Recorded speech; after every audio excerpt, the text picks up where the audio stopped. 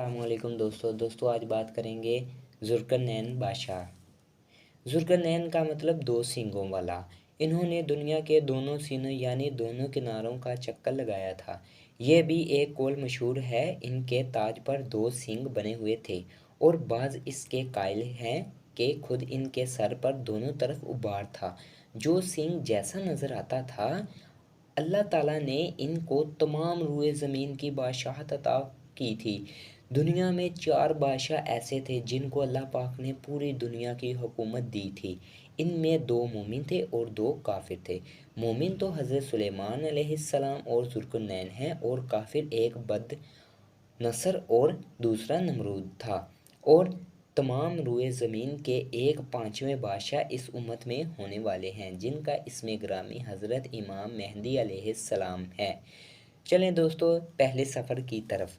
इस सफ़र में आप मगरिब रवाना हुए, जो आबादी का नामो निशान।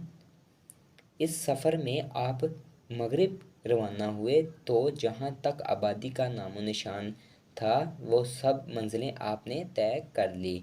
इन्होंने सूरज गुरूब के वक्त ऐसा नज़र आया कि वो एक स्याह चश्मे में डूब रहा है, जैसा कि समुद्री सफ़र करने वालों को आफ़ताब समुंदर के काले पानी में डूबता नज़र आता है।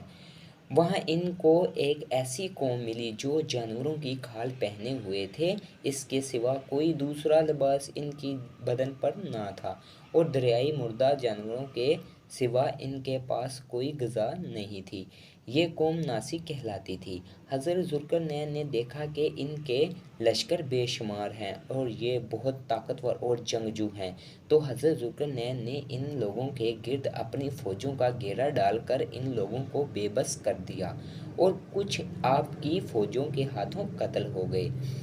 दूसरा सफ़र, आपने मशरिक़ का सफ़र फरमाया, यहाँ तक कि जब सूरज तलू होने की जगह पहुँचे तो ये देखा कि वहाँ एक ऐसी कौम है जिनके पास कोई इमारत और मकामात नहीं हैं।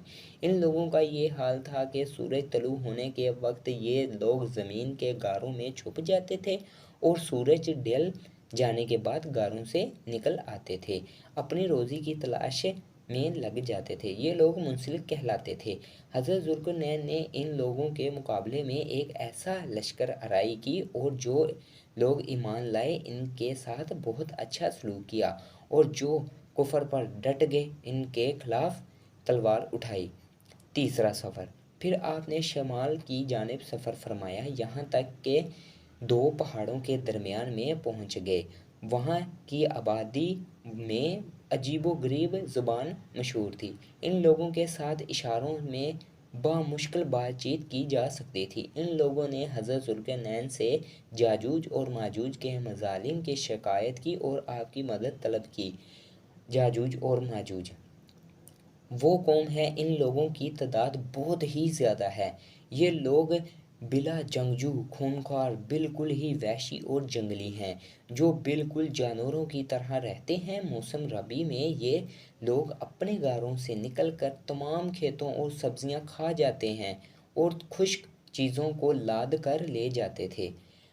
आदमियों और जंगलियों जानवरों, यहाँ तक कि सांप, बिच्छू और हर छोटे बड़े जानवरों को खा जाते थे। हज़रत ज़ुल्करनैन से लोगों ने फरियाद की कि आप हमें याजूज और माजूज के शर और इसकी जुल्म से हमें बचाएं, और इन लोगों ने इसके एवज़ कुछ माल देने की पेशकश की। तो हज़रत ज़ुल्करनैन ने फरमाया कि मुझे तुम्हारे माल की ज़रूरत नहीं, अल्लाह ताला ने मुझे सब कुछ दिया है, बस तुम मुझे लोगों की जिस्मानी ताकत दो, यानी मैन पावर। चनाचा आपने दोनों पहाड़ों के दरमियान बुनियाद रखी। आज जब पानी निकल आया इस पर पिघला तांबा डाल दिया और इन दोनों के दरमियान लोहे के बड़े बड़े सरिये डाल दिए और इनके दरमियान लकड़ी और कोयला जला दिया और इसमें आग लगा दी। इस तरह ये दीवार पहाड़ों की बुलंदी तक पहुंच गई। दोनों पहाड़ों के दरमियान कोई जगह ना थी। फिर पिघला हुआ तांबा दीवार में पिघला दिया, जो सब बहुत ही मजबूत और निहायत मुस्तहकम दीवार बन गई। कुरान पाक की सूरत कहफ में पहले सफ़र का ज़िक्र, दूसरे सफ़र का तज़किरा और तीसरे सफ़र की रवायत है।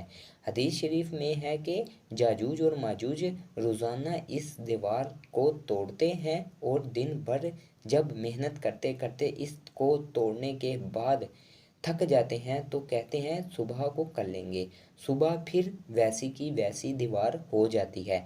इनमें से एक कहेगा कि चलो हम सुबह को इंशाल्लाह कर लेंगे, तो अगले दिन वो इंशाल्लाह कहने की बरकत से दूसरे दिन दीवार टूट जाएगी। ये क़यामत के करीब होने का वक्त होगा।